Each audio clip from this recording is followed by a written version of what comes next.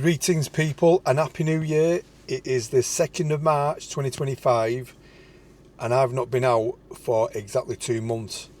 Couple of reasons for it. One, well, I've had a couple of injuries through climbing. I've ended up twisting my knee, couldn't put any weight on it for a couple of weeks, and I've given myself a bit of a shoulder impingement thing as well. But I believed in the healing process, and as the good Lord would have it, I'm back on my game. And I am at my usual vantage point. Let me show you where I am. There she is. Kinder Scout. Looking a bit moody. And I can't wait to get out. So I've got myself that, chicken tenders, fajitas, something or other from the garage, and a large sausage roll. And I've got a bag of chocolate peanuts to enjoy once I've managed to get across Kinder. I'm heading towards Fairbrook Naze. I've got a place in mind on the other side where I'm going to pitch up. It's saying on the weather forecast that there's going to be gusts up to 40 mile an hour, which is good. I've got the Red Bull with me, so there'll be no problems at all with that, and it's a black label this time, so this is the first time out of, I think I'm on number 8 solo now, Sulu, Hillabig Sulu. I think this is the first time I've had a black label one, so I was hoping to have quite a fearsome winter. I invested in some new boots and some ice axes, but as misfortune would have it, I never was able to take advantage of all them good snowy conditions. And the other thing on top of that was we had a period of perfect weather, but it just so happened that I'd booked myself in for some work during that time, unbeknowing it was going to be good. And then in the time when I was off, the weather was crap, and I was injured, weren't I? So yeah, so I'm in fighting fit condition now, and we'll have a chat about some gear, bit of tent talk on the way up. The reason why I purchased a Nomad X Lite, is it called, and only used it the one time, and then I sold it the day after, and I'll give you my reasons for that as well. Don't get me wrong, I still think it's a good tent, but it's not a tent for me. Customer services was absolutely incredible. Again, I'll fill you in on the details as I go along. So yeah, I'll see you in a bit.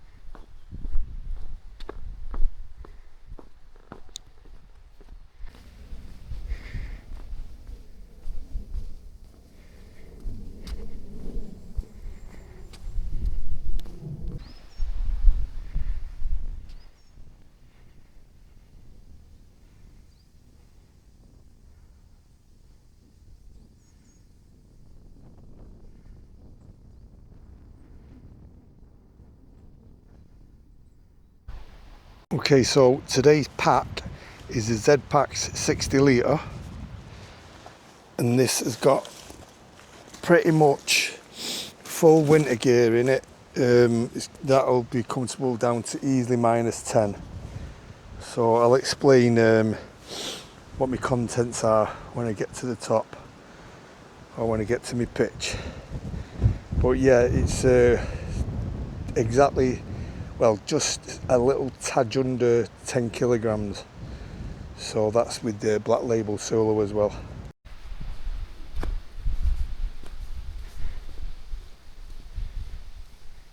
Yeah, so I've decided I'm gonna go up the steep path that leads to the start of the 7-minute crossing, and there's a natural spring on the way up there, so I'll fill up with water and then I'll make my way past seal stones and then along the edge until I eventually get to Fairbrook Naze. So I'll see you along the way.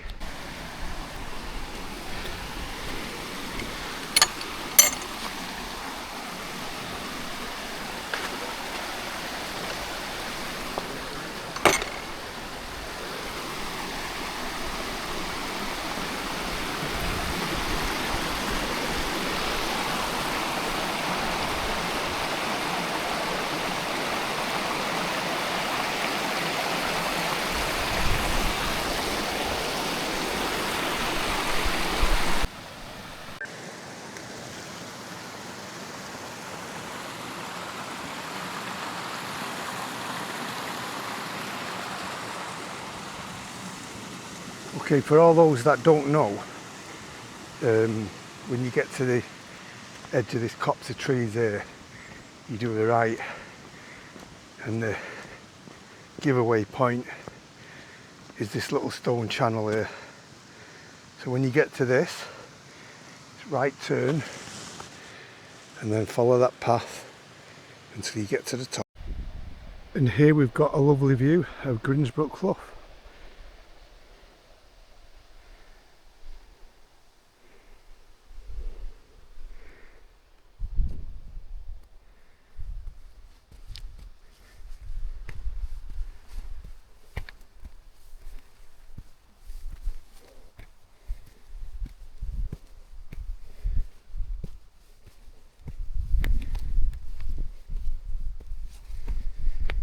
It's actually really warm today. It said 10 degrees when I was in the car park. Could have done with having my shorts on and my different Dynafit. These are the Gore-Tex ones.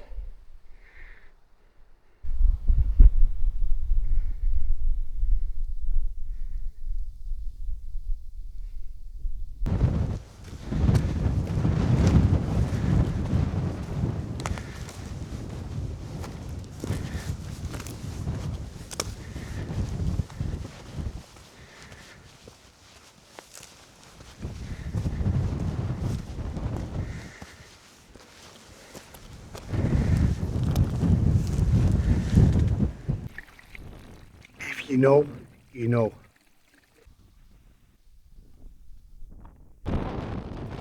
What a difference 100 metres makes. I was actually getting too hot there, coming up, wishing I'd put my shorts on and what have you. And I was down to one layer, just this Ascent sun hoodie. And like we've got here now, and then wind's starting to pick up. Probably maybe about 20 mile an hour at the moment. If that, 15, 20. But yeah, it's amazing, isn't it? That's why I always say to people, never underestimate Kinder Scout. So, still got about another, what is it, 100 metres to the path. And then we cross doing the 7-minute crossing then. Second one I've seen of these.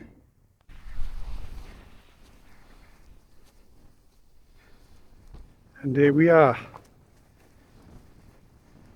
We're going that way. The perimeter path continues that way towards Grinsbrook Clough, the top of Grinsbrook Clough, and way towards Ringing Roger. Okay, so now most of the climbing's out of the way. Well, pretty much all of the, 98% of the climbing elevation has been done. I neck nearly half a bottle of that, so that's got the it's like a rehydrate tablet.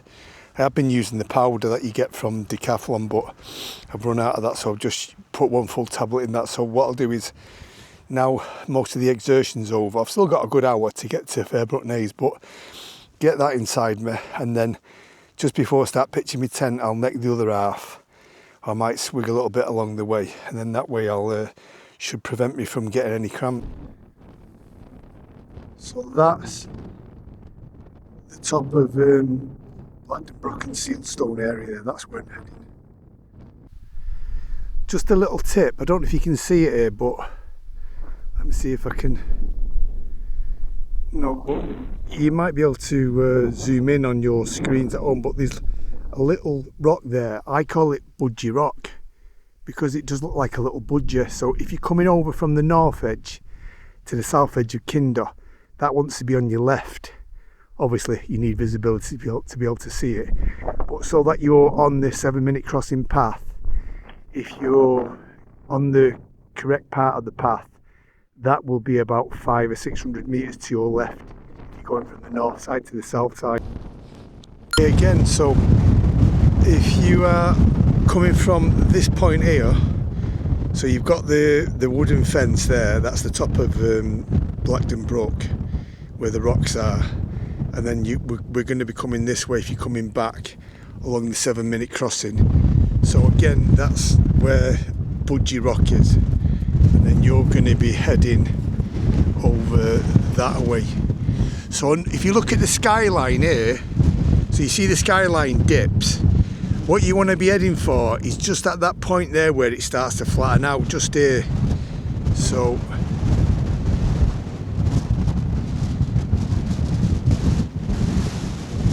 I hope that helps. Okay, so we're nearly across now. So if you was going to go to Sealstones, you'll be in amongst that lot there, so you can see the path now, can't you? So that's it really, quickest way across the Kinder Plateau. So here's the first decent view of Fairbrook Naze. So where that dark area is there, I'm going to be pitched above that. Okay, so this is looking back towards Sealstones. The Snake Pass is down there. You can just see the old Snake Pass in there. But the Clag's descending now. If you look at that cloud base there, it's quite low, but it's moving quite fast, sort of northeasterly. So by the time I get over to Fairbrook Naze, which is over there, this is Chinese Wall here.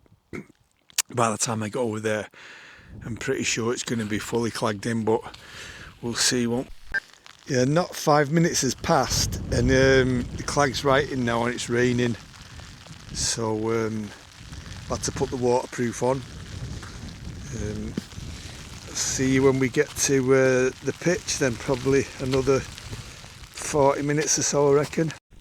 Okay, I've decided, because it was starting to hammer it down, that I've chose this spot which I know it's probably the flattest spot on Kinder, in my opinion anyway. You can get about 8 tents here maybe, but yeah, so I've decided rather than just carry on and end up getting more wet and then just struggling to navigate as well, because the clag was down thick as hell before, we decided to just choose this spot here. So yeah, we're all pitched now, just about to get in. So while it's on my mind, I want to tell you something about these Hilleberg guidelines. So when you get the Hilleberg guidelines, they come with big loops on the end like that.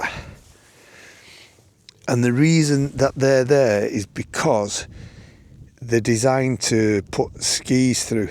They're big enough to put skis through in case you need to, if you're in really deep powder snow and pegs are going to be no good to you. So that's what that's for.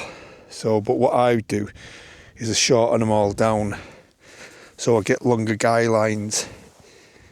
So basically I make them like, a couple of inches. But yeah, so we're all pitched now. Just got to get in and get set up for the night. But yeah, there's no point in an extra probably half an hour just getting piss wet through. But it's typical, isn't it? As soon as you stop and you make a decision, then the rain stops as well. But here we are. Right, so I meant to chat about that Nomad X Lite tent, didn't I? The one person. So what I'll do is I'll just slip a little clip here of me using it on the 29th of December. I was on Helvellyn. I've said before, when I'm out with other people, I never really get into the headspace for, making videos and stuff like that.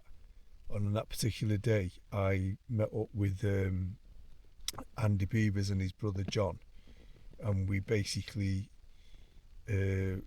hiked up from Glenridding car park, and we went along Striding Edge in icy conditions, and then we pitched on Helvellyn. And I've only used the tent once, and then I sold it. So I'll just let you have a look at this clip now, and then I'll go on to explain my reasons why I felt like it wasn't for me. Good morning from a chilly Helvellyn. Give you a look around.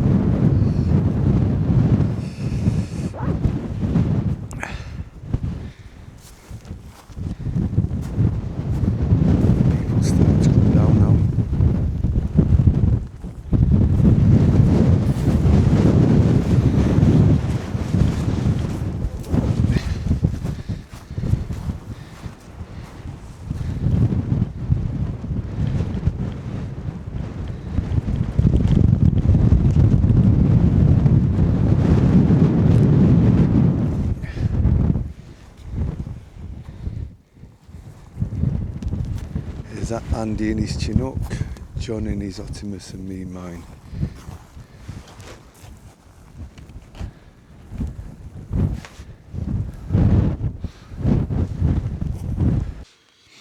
Okay, so basically the problem started pitching it. So it was about 20-mile-an-hour wind, and I was really concerned because the tent was getting flattened basically in just 20-mile-an-hour winds, and apparently there's a very specific way of pitching it. But what happened with me was I was getting concerned, and Andy come over because he was in his Chinook, as you've seen, and Andy come over and tried to give me a bit of hand, because when I was trying to clip the tent into the clips into the poles, it was just completely flattened, and basically by the time I got the tent up, the other problem I had was on this new one I've got, I had the latest version of it, and they changed the guidelines to these very thin ones. So what had happened was I basically turned the guidelines round, because I wanted to be able to use them in such a way like you can use the guidelines on a Hilleberg, where you wrap them around the poles. So the way they come, it would have meant that you wouldn't have been able to wrap them, or you would have been able to wrap them, but then you wouldn't have been able to adjust them once they was wrapped round. So I basically put it so that the adjustable loop was away from the poles. So anyway, but it took me ages to untangle these very, very thin guidelines, because what I normally do when when I finish with my tents, I usually make loops about a foot long, and then I just put an overhand knot in them, and then when it comes to pitching, I just push the two ends together and then unfold the guidelines, and then it always seems to work well. It works really well with Lawson guidelines, and it works great with these Hilleberg guidelines as well, that method. But because that type of guideline that they put on the new Nomad was very, very thin, it all knotted up, and it took me forever to untangle everything.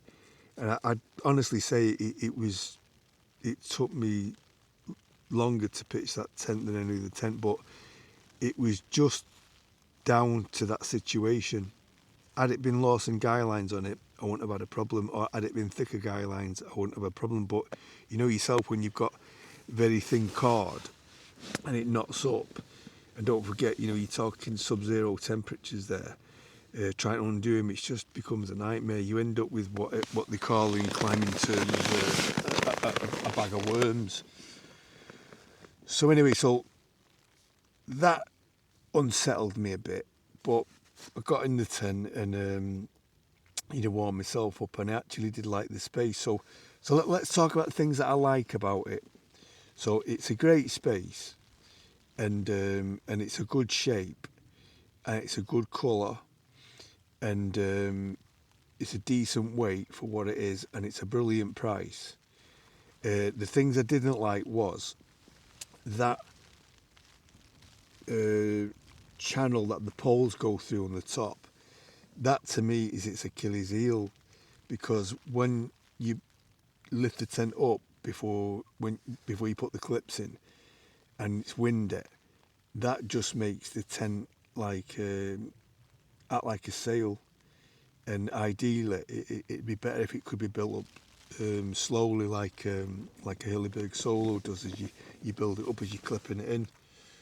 So yeah, so what happened was, or what I found out the next day was, because the winds had flattened it, I thought I bent one pole. It turns out that I bent two. So I contacted their customer services, and I explained, and I sent them quite a long email, really, kind of like pointing out what I thought was good about the tent, and then what I thought was bad, and also ways I think it could be improved. And there was, really sort of, what's the word? They listened. I didn't just get fobbed off. And what I was mega impressed with was they sent me a full set of poles, and that was great, because when I sold it, I told the guy who was selling it to that he was getting a full new set of poles with it as well. But yeah, I just feel like it's like still, to me, it's a work in progress, because what I would like to see, if they do like a version 3, is to get rid of that sleeve, that pole sleeve on the top, put more clips on so you can build it up like you can do a Hilleberg Solo. And also I'd like to see thicker poles, because let's put it this way, right? It's obviously trying to compete with this, isn't it? It's trying to compete with the Solo at a more affordable price. And like I say, it's got some really cool features. Like I like that mini bathtub thing, what you can put your rucksack in and your boots and stuff. That's a great idea. And like I say, it was a really good space, and it's a really good shape as well. But it's not strong enough yet. Like I say, if I was to input my ideas, I'd give it thicker poles. Obviously, that's going to add weight, and I'd also definitely get rid of that sleeve on the top and just put more clips in, because with more clips and thicker poles, it's just going to be more durable and withstand a lot stronger winds than I struggled in. So why I got rid of it is for this reason. I mostly go out on my own, and I really like going out on my own, but I also like going out with other people. And if I go out with other people, I'll kind of push the envelope a little bit in terms of choices of tents. So what I'm trying to get across is that when I'm on my own, I want everything to be efficient. I want it to be bomb-proof. I don't want to ever find myself in a situation where I'm on my own and I've done a real lot of walking and I'm tired and I'm hungry, and then the weather's turned shite and then I've got a problem with my kit. So this thing, the Black Label Solo, I don't mind it being small, because small represents to me less volume, where the wind's going to affect it and cause problems. And I just want to be able to get it pitched quickly and get in it, and I'll deal with like a space, in my own time once I'm in it. But the most important thing is survivability and comfort and escaping from inclement conditions. So yeah, but when you're fanning about, try to, pitch things and guy lines are getting tangled up and the tent's collapsing on you. That doesn't fill me with any level of confidence whatsoever.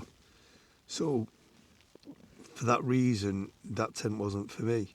And I'm lucky really that Andy was there, because he sort of like helped me hold it in place while I put the guy lines out. But once it was up, once it was pegged out, guyed out, it was great. It handled the winds all night.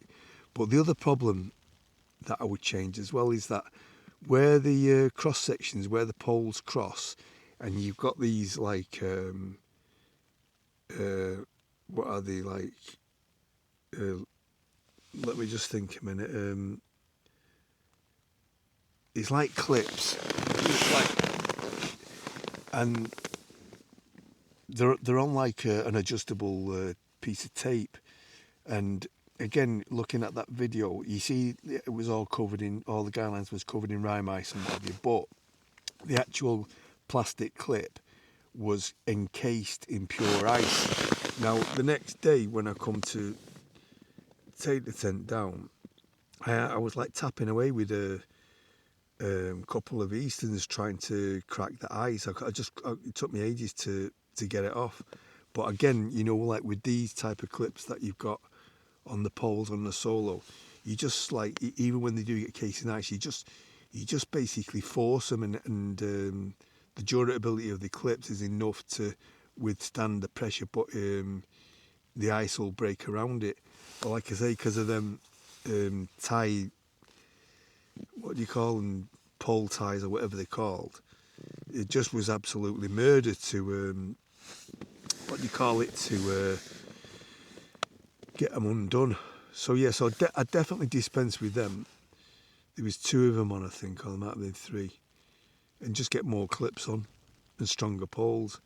And yeah, you're adding weight, and that might add a little bit of cost, but that tent came in at just tiny bit under 300 quid. So, even if you added the thicker poles, so say you put a 9.5 mil or even a 10 mil pole in it, yeah, you're going to add weight, but still, it's going to be not far off what Hillyberg, I always say that, Hillyberg Sulu Plat Label weighs, isn't it? And again, if you've got the rest of your kit dialed in right, for a 4-season tent that you're going to feel safe in on a summit, it's still, let's call it 2.8 kilograms, let's call it 3. It's still not a lot, is it? And to me, I'd just rather have the extra weight and the peace of mind rather than having the vulnerability. So yeah, so that's why I got rid of it. And again, we've all got our different reasons for loving and disliking tents, haven't we? We're all built differently. Some people are smaller and some people are taller and stuff like that. So different things work in different ways for different people, don't they? So like I say, I'm not dissing the tent. I'm just pointing out what I would consider to be, or what put me off, basically. So yeah, but if they did them changes like I just mentioned there, I'd be more than happy to buy another one, because customer service was fantastic. I was really, really impressed with the way they responded, the speed of response, and then giving me full set of poles as well. But yeah, so even if they needed to hike the price up to 400 quid, to me, for a 4-season tent that's capable of keeping you safe on a summit, that's good, because really what have you got in that kind of size? You've got the Solo, the North Tent, the Vern 1, and there's a couple of others, but then you've got obviously you've got this Storm Star, which in the sale is you know, so it's a really good price as well, isn't it? But again, the Stormstar doesn't appeal to me because I just don't think that the quality is on par with the Hilleberg Soul. I mean, if you take this black label, that's got a 100D bathtub on it.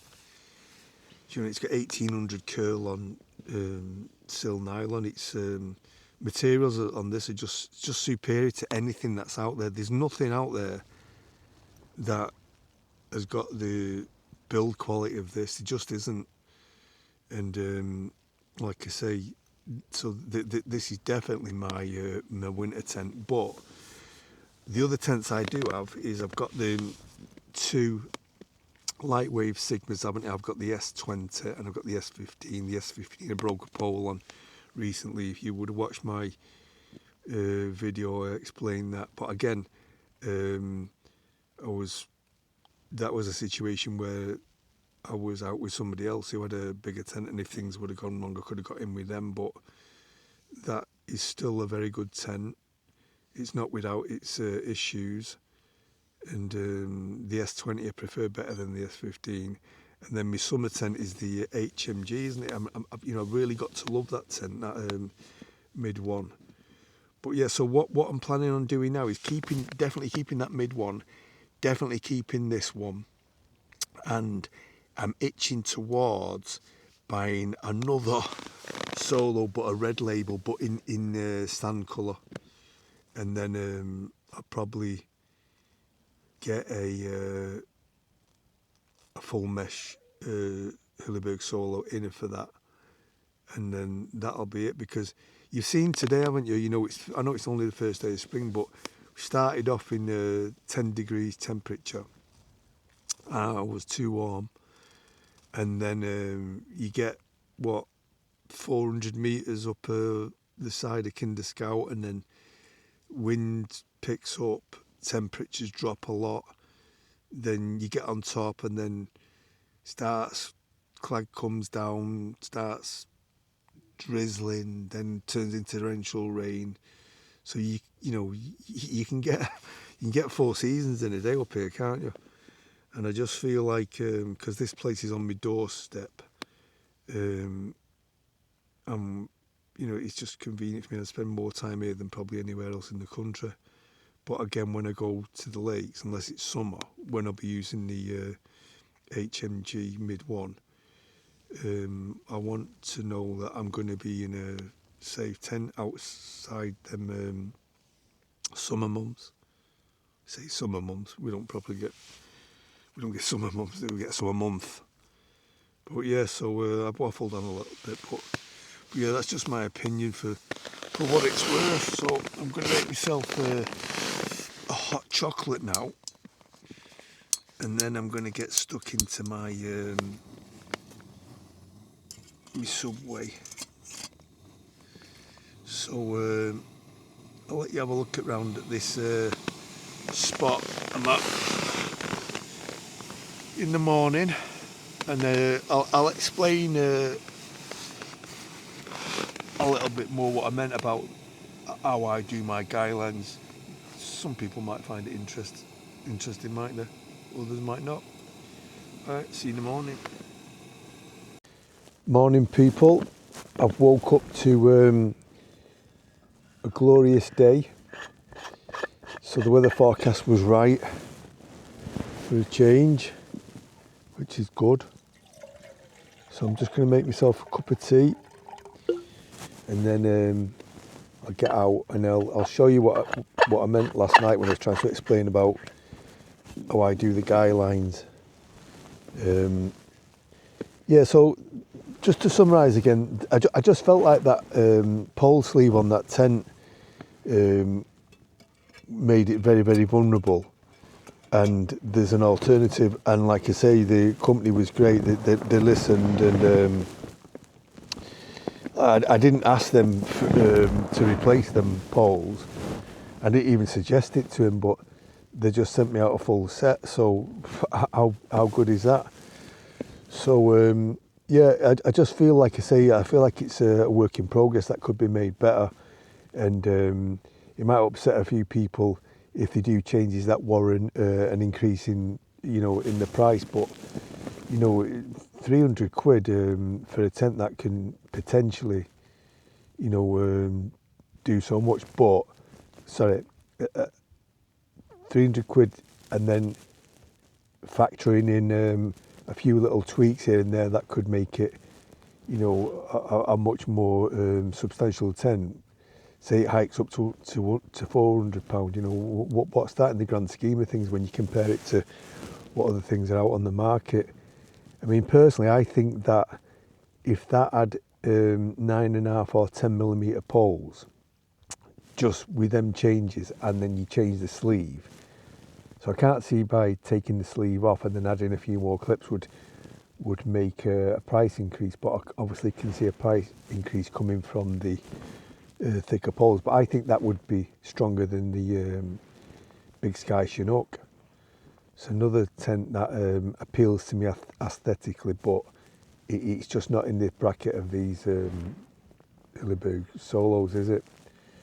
So anyway, so to cover my back on the shoulder seasons, I'm gonna keep this, the black label, the red one, Fred, the fiery red, the absolute Red Bull beast. That's my winter one. Summer, middle of summer, HMG mid one, and then I'll probably get rid of the S15, the Lightwave S15, and keep the S20. And I've got a void to fill, which will be filled by another sand coloured Solo, but I might treat myself to a full mesh inner. And I mean, the mesh inners are no lighter than the solid inners, but I just feel like if it's going to be for shoulder season use, it'd be a good idea to have the full mesh. I mean, this morning, yeah, I had a bit of condensation, but give it a wipe over with this, the M cloth, the Minky cloth. If you've not got one of these, get one, honestly. Can't recommend them enough. They are the best cloth for wiping down tents. So it's bone dry again now. I've managed to get my hand around, you know, all these places like that. But yeah, so I'm going to have myself a Dragonfly tea. I brought the card with me to remember. Dragonfly tea, glorious Earl Grey black tea. Right, if you're into your Earl Grey, try these. They're absolutely divine. I've started having these in the morning at home as well now instead of coffee. So yeah, so I'm going to make myself a brew, and then I'll get out, have a little mooch around, and then I'll show you that thing with the guidelines. So show you where I am as well. So yeah, it's a fantastic spot, this. It's Chinese wall. This side of Kinder is never as popular as the southern edge side, and that's why I like coming over here. And yeah, I did want to get myself over to Fairbrook Naze and wake up to this the view of the Snake Pass Valley, but I was just getting drenched, and you know, it wasn't like, it just didn't seem worth continuing, did it? And it's my first time out in a while as well, so I didn't want to push it too much. But yeah, I could feel the difference of not being out 2 months. Coming up that steep hill, normally I fly up that, and I didn't exactly struggle, but it wasn't as easy as I normally find it. Right. So there was something else I wanted to say. Oh yeah. So I've also got with me these shorts, these North Face shorts. Sorry, not North Face, mountain equipment quilted shorts, down shorts, and they're a really good addition to my kit, because once you've got them on and you get in your sleeping bag, you know, when you want that initial boost of warmth when you've been cold, then the good thing about them is you can take them off while you're inside your sleeping bag dead easy, and you know you wouldn't be able to do that with a pair of down trousers, would you? So yeah, it's all like that. Can you see me? Right, I'll catch up with you in a minute once I've drunk this brew. While I'm on the subject of getting boosts of warmth, so here's a good tip for you. My mate Anthony put me onto this one. So basically, I've got an aluminium 1 litre water bottle here, and this has loads of advantages. So this particular one comes with a neoprene sleeve, and if you boil water and you put it inside that and wrap it in your neoprene sleeve, then it makes an incredible like hot water bottle. I challenge anybody to try and hold it without the neoprene sleeve on when it's got boiling hot water in. It's so efficient. I mean, I know there's other ways where you can get artificial boosts of warmth by these sachets and stuff like that. But one of the good things about these in winter time is that if you use it as a water bottle and things do freeze up, you can hold it over your stove, can't you, while you melt it. Ideally, you don't want to be getting it boiling up because it could, you could cause yourself, like, create a little bomb. You want to loosen the top as best you can and then heat it up. But then the other advantage as well over a normal water bottle is if you put water inside a normal water bottle, the type that you have at home, then you're not going to be able to drink that after you've had it inside all that rubber. But at least with this, titanium food grade water bottle, you can drink it as well. So that's just something else I wanted to share with you. It's so good, and it'll stay warm for about 4 hours. It's really, really good. Just want to show you the view down this valley.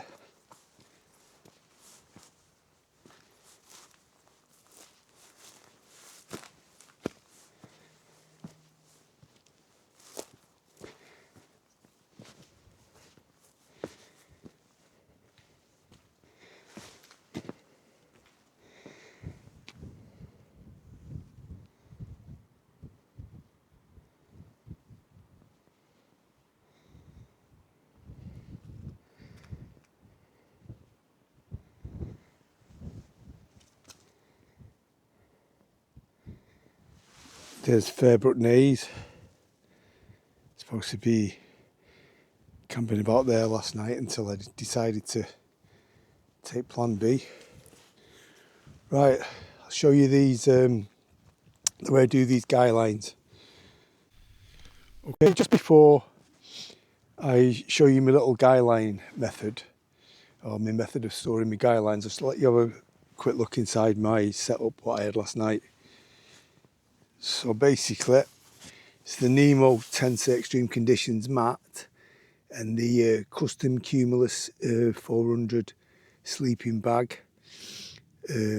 Soto Windmaster stove, and the Fire Maple 600 pot, a couple of water bottles and a bit of food, and then obviously my kneel pad. And then what I do as well, I just bring a torso length piece of that Lite AF material, stop your mat from sliding about, although I didn't really need it last night because this is perfectly flat ground. So now to show you my guideline. Okay, so what I do is I fully extend them, and then I basically put the end towards the end there, make a couple of loops, not loads, so just like that. So now I've got like a foot. And then all to do then is just put a simple overhand knot in, like that, give them a bit of a tug, and then I do that on each one of them. I do that on all my tents. So with the Lawson guideline, it's very stiff. Like, see, this is quite soft. But even with this being soft, all I need to do to undo them is just push them together, and voila, there you go, there you have it. So, like I say, simplicity and efficiency are key to me. And when I was in that situation with the Otimos Nomad X Lite, they've put thinner guidelines on the version 2 than was on the version 1, because when we was going off the next morning and we was chit-chatting, me and Andy, he said to me, why did you change the guidelines? Well, I didn't change the guidelines, swap them. I just turned them round so that I could have this kind of effect on the pole. So the setup that it comes with wouldn't have allowed me to be able to adjust it when it was around the pole. So I basically turned them upside down. That's the only change I did make. So yeah, there you go. But like I say, that tent, if giving it a couple of upgrades, obviously you're going to have an upgrade in the, well, an increase in the weight, an increase in the price. But I just think it'd be worth it because it's a great shape, and like I say, customer service fantastic. Can't fault them in the slightest.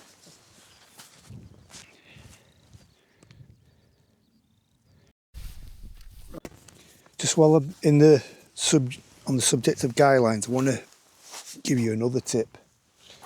So a lot of you, when you're out in strong winds and stuff like that, and you're in an area where there's rocks available, you sort of double up this, or attempt to double up the security of the tent pegs by putting rocks over them. Now, one thing that can happen is the guideline can become very vulnerable then of getting rubbed, the friction off the vibration of the tent, moving the guidelines on the rocks, and they can cut through very quickly. So, it's happened to me a couple of times. It's one of them things that you need to be mindful of. But basically, what I want to show you is that it's like a little knot that is used in climbing for a number of different reasons. But it's called an alpine butterfly. So let's imagine that the centre of this, the peg was at this end here, and the centre of there was getting rubbed against a rock. And then, you noticed it in time before it snapped, and you wanted to isolate that damaged part. So all you do basically is you pinch the guy line, twist it like that twice, and then you pass the knot over. You're not probably going to be able to see this too well the way I'm doing it here. And then you put the isolated part through, and you pull it, and you end up with something like that, but you need to dress it off. And then you just basically do that, and hope you can see that. Well, that can isolate the damaged section. I mean, alternatively, if you didn't know how to do that knot, an alpine butterfly it's called, you could just do an overhand knot and isolate it like that. But then the more efficient the knot you use, the less guideline length you're going to use up. So by using this one, you're using a minimal amount. But what I would do is look at a tutorial, because I'm shit at making videos. But watch a tutorial on alpine butterfly and practice it. Because again, when you're in the mountains and things go pear-shaped, it's no point in suddenly remembering, oh, what was that knot again, and trying to get your phone out in a blizzard and learning how to do it. But yeah, just a little guideline tip for you. Okay, I've striked camp now. Obviously leave no trace. I mean, my selfie stick's there, and my stove's there. I'm going to go over to them rocks, sit above Chinese wall, and have a final brew before I set off back. Right, I've just found this little spot what Patrick Dickinson did a video. He pitched a Solaway, but I think it's about 3 years ago or whatever. It's quite a nice little perch with a great view over the valley down there, looking out towards Allport Castles and Bleaklow. But yeah, so I know I've talked a lot about the Otimos Nomad X Lite a lot, and I've not purposely tried to annihilate it or nothing like that, because I think it's a great product, but I still think it's a work in progress. But what a great company, and how proactive they've been, with listening to the customers and being attentive to the feedback that they've had and stuff like that. And yeah, so it'd be nice to just see a couple more tweaks just to make it a bit more stable, because a tent site's most vulnerable when it's getting pitched. And usually when I'm pitching the tent, that's when I'm at my most vulnerable. I'm usually, at the end of a long day, tired, thirsty, been sweating, and the weather's, might be on the turn and I'm getting cold and stuff like that. So I just want to get the tent up and get in there quick and then, you know, recompose myself. So yeah, so I just hope that the company does well. And I hope that they, you know, do a bit of fine tuning and bring this tent to where it deserves to be, because you know, it's a great effort so far. Like I say, great company, and I love that. I absolutely love that when you get feedback, when the response is that quick, and you feel like you're being listened to and cared for. Because a lot of companies start out small and then they grow big, and then before you know it, you know, you just you know, refer to terms and conditions, and it's like F off, you know, you're on your own sort of thing. So yeah, I hope it does well, and I hope it becomes the tent it deserves to be. So thanks again for watching. I'm going to wrap it up now, and once I finish this brew, I'm going to make my way back to Weedale. Hopefully I'm going to be out again this week in the lakes, thinking of doing Jack's Rake again, but this time with my helmet and my camera on my helmet instead of holding it in my hand like I did last time. So yeah, appreciate it if you've watched. I've done some waffling on this one, haven't I? But yeah, take care, and I will see you on the next one. See you soon.